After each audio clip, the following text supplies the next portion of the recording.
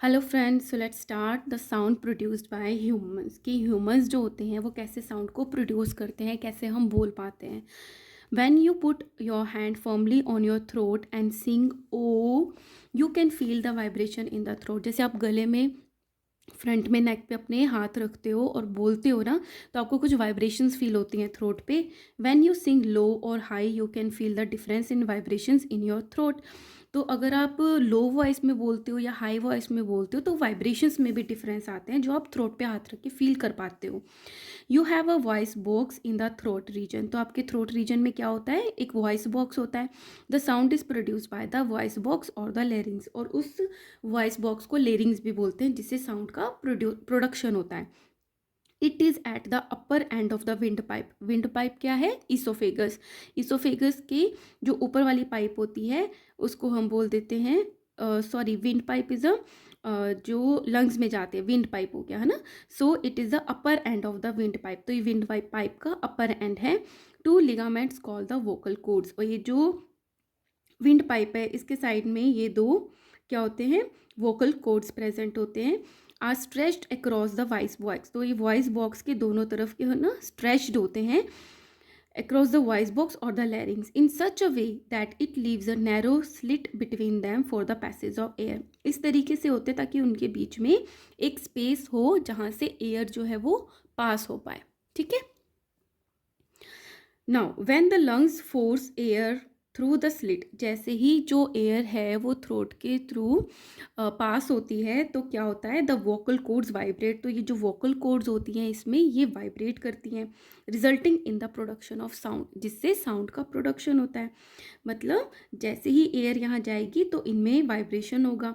Muscle attached to the vocal cords can make the cord tight और loose. तो जो हमने बोलना होता है उसे अकॉर्डिंगली ये जो वोकल कॉर्ड्स होती हैं इससे मसल्स अटैच्ड होती हैं, तो वो कॉन्ट्रैक्ट करती हैं और रिलैक्स करती है बार बार। When the vocal cords are tight and thin, जब ये वोकल कॉर्ड को मसल्स ने टाइट और थिन किया हुआ है, the sound produced is of the higher pitch और फ्रिक्वेंसी। तो कैसी साउंड प्रोड्यूस होगी, हाई पिच की प्रोड्यूस होगी और फ्रिक्वेंसी भी उसकी ज़्यादा होगी अगर वो टाइट और थिन है। On the other hand when the cords are loose and thick, जब कॉर्ड्स जो है वो लूज और थिक हैं, the sound produce is of low pitch और फ्रिक्वेंसी। ठीक है। सो अब क्या है, man have a longer vocal cords than the women and the children. तो जो मैन होते हैं, आदमी होते हैं, उनमें जो वोकल कॉर्ड्स होती हैं वो लंबी होती, लॉन्ग होती हैं, अगर उनको वुमेन और चिल्ड्रन में छोटी होती हैं। That is why the frequency of a sound produce by the women and children is higher than the frequency of sound produce by man. इसी की यही रीज़न है कि जो चिल्ड्रन और वुमेन है उसमें जो वॉइस होती है वो हाई फ्रिक्वेंसी की होती है एज़ कम्पेयर टू मैन, क्योंकि इनकी जो मैन की वोकल कॉर्ड होती है वो लॉन्गर होती है। The functioning of the vocal cord can be understood by carrying out the following activity. एक एक्टिविटीज़ है जिससे फंक्शनिंग पता चलती है। Take two rubber bands of the equal length, दो रबर बैंड लिए हैं, place them one above the other and stretch them tightly, एक दूसरे को ऊपर पकड़कर स्ट्रेच किया। Blow the air through the slit between them, जैसे ही उनके दोनों के बीच में हम एयर थ्रो करेंगे, as the air blow through the stretch rubber bands a sound is produce. तब क्या होगी, साउंड प्रोड्यूस होगी जब एयर इसमें से पास होगी। Also blow air when the rubber bands are relax position, जब ये रिलैक्सड हो तो एयर हम ब्लो करके देखें। You find that the rubber band are when rubber bands are stretched और high pitch sound is produce. जब ये दोनों रबर बैंड जो थी हमने स्ट्रेच की हुई थी, है ना, तो खींची हुई थी, तो कैसी ये पिच आती है, उसकी हाई पिच की साउंड प्रोड्यूस होती है। तो जैसा कि इसमें बताया था, जब टाइट और थिन होती है तो हाई पिच होती है। When the rubber bands are relaxed, low pitch sound is produce, जब ये रिलैक्स होती है तो लो पिच साउंड प्रोड्यूस होती है। When you use thick rubber band frequency will decrease, जैसे ही रबर बैंड थिक, अगर हम उसके ज़्यादा थिक वाली रबर बैंड लेंगे तो फ्रिक्वेंसी कम हो जाती है। The sound is produced as the air blow through the stretched rubber bands, तो साउंड वैसे ही प्रोड्यूस्ड होती है जैसे कि एयर उसके थ्रू पास होती है। Similarly when the lungs force the air through the slit between the vocal chords, इसी तरीके से जैसे लंग्स से पास होती है एयर, इसके बीच में से जो स्लिट है वोकल कॉर्ड के बीच में से, the vocal chords vibrate and producing a sound. तो जो वोकल कॉर्ड्स होती हैं वो वाइब्रेट करती हैं और साउंड्स को प्रोड्यूस करती हैं। तो इसी तरीके से साउंड का प्रोडक्शन होता है ह्यूमंस में। Understood. Now come to the structure. ये तो प्रोडक्शन हो गया, साउंड का प्रोडक्शन। अब इसको सुनता कौन है? हियरिंग, ईयर करता है। Structure and the working of the human year. अब ईयर में कैसे जाते हैं? तो साउंड का प्रोडक्शन हो गया। अब you are able to hear sound from your surrounding through the sensory organ. जो भी आपके चारों तरफ आवाज़ें हो रही हैं, अब उसको कौन परसीव करता है? आपका sensory organ called the year. When the sound propagating through air reaches your ear, propagate हो गया है आगे की तरफ बढ़ना। तो जो साउंड प्रोड्यूस हुई है, किसी ने कोई आवाज़ करी है, वो आगे मॉलिक्यूल से होते हुए, एयर मॉलिक्यूल से, ईयर से आपके एयर से आपके ईयर तक पहुंची है, तब आप क्या करते हो? You are able to hear it, तब आप सुनते हो। Let us study the structure of the human ear and understood how it enable us to hear sound. अब हम ईयर के स्ट्रक्चर की बात करेंगे और इससे पता करेंगे कैसे हम साउंड को सुन पाते हैं। ठीक है, बहुत ईजी है, लेकिन ध्यान से सुनना। Our ear is divided into 3 parts. Ear को 3 पार्ट्स में डिवाइड किया है। आउटर, एक्सटर्नल भी बोलते हैं उसको, आउटर ईयर और एक्सटर्नल जो बाहर की तरफ है। मिडल ईयर और inner ear, outer, middle and inner. So outer ear की बात करते हैं। It consist of a flap like cartilaginous structure called the पिना। ये जो बाहर का स्ट्रक्चर है, जो आपको बाहर से कार्टिलेजिन, इसमें बोन नहीं होती है, कार्टिलेज होता है ना, तो कार्टिलेजिनियस स्ट्रक्चर हो गया जिसको हम बोल देते हैं पिना। One on each side of your face, face के दोनों तरफ होता है। 2 ईयर्स होते हैं और ये जो हमें दिखाई देता है ये पिना होता है। It collects the sound waves, ये साउंड वेव्स को कलेक्ट करता है। The pinna is further connected to the inner ear canal. और पिना किससे कनेक्टेड है? ईयर कैनाल से कनेक्टेड है। At the end of which eardrum is present, जिसके जो एंड में ईयर, जो ये ड्रम है, ये ईयर ड्रम प्रेजेंट होता है। सो पिना, ईयर कैनाल और the eardrum. Eardrum क्या है? इसको टिम्पैनिक मेम्ब्रेन भी कह देते हैं। Is a stretched membrane that separate the outer ear from the middle ear. ठीक है, तो ये जो ड्रम है ये आउटर ईयर को मिडल ईयर से सेपरेट करता है। ठीक है, एक स्ट्रेच्ड मेम्ब्रेन है। Understood. Now come to the middle ear. Middle ear क्या है? It consist of a chain of 3 bones. 3 bones है इसमें, hammer, anvil, stirrup. This is a hammer, this is a anvil and this is a stirrup. So hammer is connected to the eardrum. तो पहली है hammer, तो ये connected है eardrum से। And the innermost bone or the stirrup is connected to the inner ear. ये जो stirrup है, ये जो inner ear है, उससे connected है। ठीक है, these 3 bones are named according to their shapes. अब इनको नाम कैसे दिया है? हैमर, एनविल और स्टिरअप। देखो तीनों है, हैमर है ये, बीच में एनविल है, स्टिरअप। हैमर कनेक्टेड है ईयर ड्रम से, स्टिरअप कनेक्टेड है इनर ईयर से, और तीनों का जो नाम है वो गिवन है अकॉर्डिंग टू देयर शेप्स। और इनको कलेक्टिवली, इन तीनों को कलेक्टिवली ऑसिकल्स बोल देते हैं। इन तीनों बोन को हम बोलते हैं ऑसिकल्स बोलते हैं। ठीक है, middle ear is connected to the throat. अब ये जो मिडल ईयर है ये थ्रोट में भी कनेक्टेड होता है through the Eustachian tube. Throat में भी कनेक्टेड होता है middle ear through the Eustachian tube. ठीक है, this is a Eustachian tube. ये मिडल ईयर कनेक्टेड है थ्रोट से। इनर ईयर, अब इनर ईयर की बात हो रही है। The inner ear consist of cochlea, this is a cochlea, and the semicircular canals, these are the semicircular canals. तो कोकलिया है अंदर और सेमी सर्कुलर कैनाल है। Cochlea is a spirally coiled tube and looks like a snail shell. Cochlea spiral tube से बना है और ऐसा लगता है जैसे कि स्नेल का शेल होता है। It is filled with the fluid, और इसमें क्या प्रेजेंट होता है? फ्लूइड से भरा हुआ होता है। And has many hair cell inside it, और इसके अंदर हेयर होते हैं छोटे छोटे।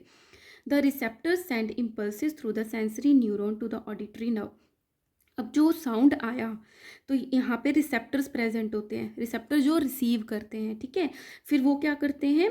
जो सेंसरी न्यूरॉन्स है, जो कि उसके अंदर रिसेप्टर रिसीव करके जो उसने सेंस किया न्यूरॉन्स ने, उसको नर्व के थ्रू भेज देते हैं। ईयर में जो नर्व है सुनने वाली ऑडियो, तो ऑडिटरी नर्व को भेज देते हैं वो senses, which connects to the inner ear to the brain. फिर वो इनर ईयर से कनेक्टेड होती है और वो किससे कनेक्टेड है? ब्रेन से। The following flow chart shows the working of the human ear. Pinna collects the sound waves from the surrounding and send them to the eardrum through the ear canal. When the sound waves fall on the eardrum, they make a eardrum to vibrate. तो ये membrane है, vibrate होती है. The 3 bone hammer and will stirrup receive the vibrations from the eardrum and amplify them. Amplify होते हैं बढ़ाना. Cochlea receive the amplified vibration from the three bones. The sensitive hair cells, जो इसके अंदर hair cell present होती हैं in the cochlea, convert them into nerve impulses. The nerve impulses are carried to the brain through the auditory nerve. So brain decodes the nerve impulses to the specific sounds. तो फिर brain decode करता है उन senses को, मतलब समझता है. जैसे हम है हम समझना चाहते जो language हम सुन रहे हैं, फिर हम उसको decode करते हैं, अपनी लैंग्वेज में समझते हैं उन स्पेसिफिक साउंड्स को. Understood.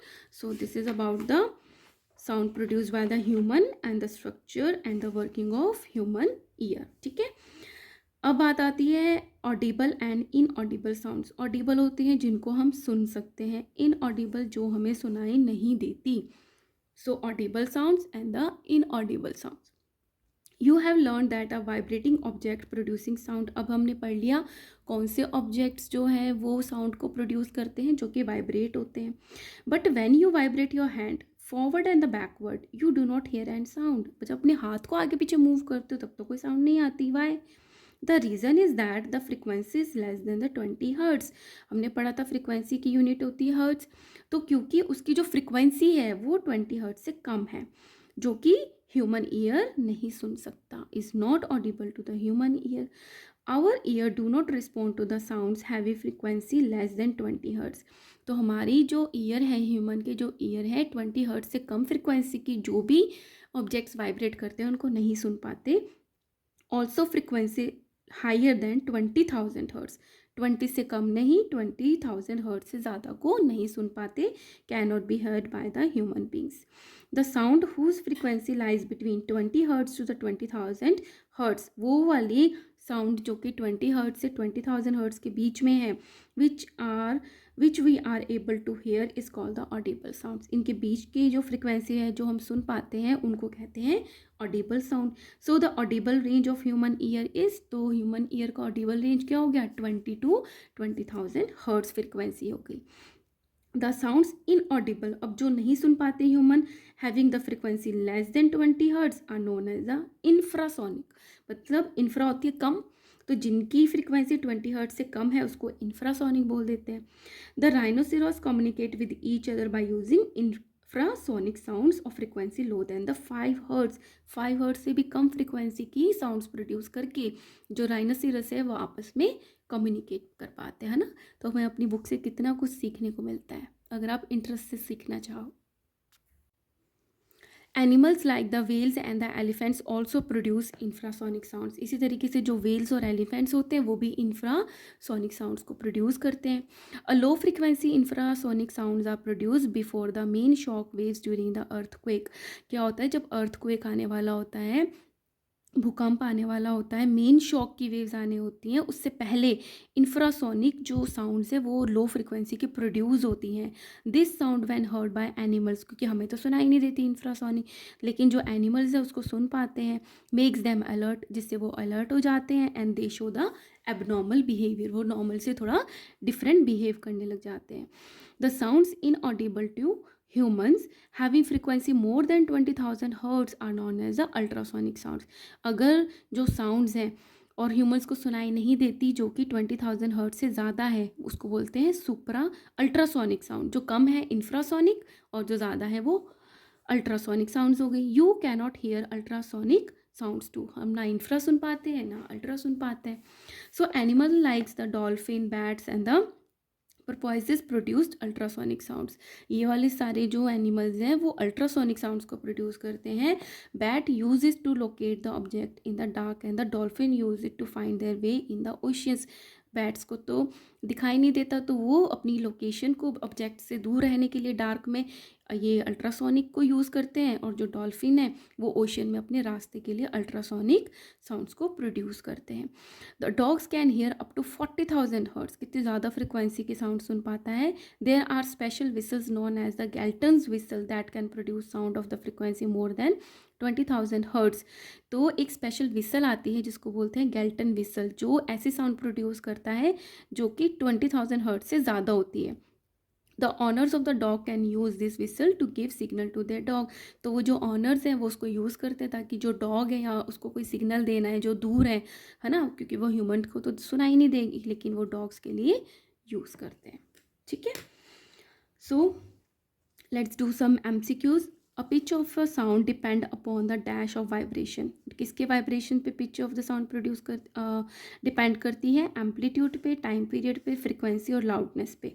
This is a frequency पे डिपेंड करती है। ठीक है, the time taken by a pendulum to complete one oscillation is called time period. Okay, the standard international unit of frequency is hertz. क्या होती है frequency की standard international unit? Hertz. The larger the amplitude, amplitude हमने क्या पढ़ा था? इस तरीके से ऊंचा, है ना। The larger the amplitude of the vibration is dash is the sound, उतनी ज़्यादा वो लाउड होगी। The frequency less than dash hertz is not audible. को कितने से कम हमें नहीं सुनाई देता ह्यूमन ईयर को? 20 हर्ट से कम नहीं सुनाई देता, और कितने से ज़्यादा नहीं? 20,000 हर्ट से ज़्यादा नहीं सुनाई देता। So here I am stopping this video. Next video में हम पढ़ेंगे रिफ्लेक्शन ऑफ साउंड, जैसा हमने पढ़ा था reflection of light, so similarly हम पढ़ेंगे reflection of sound. Okay guys, take care, bye bye.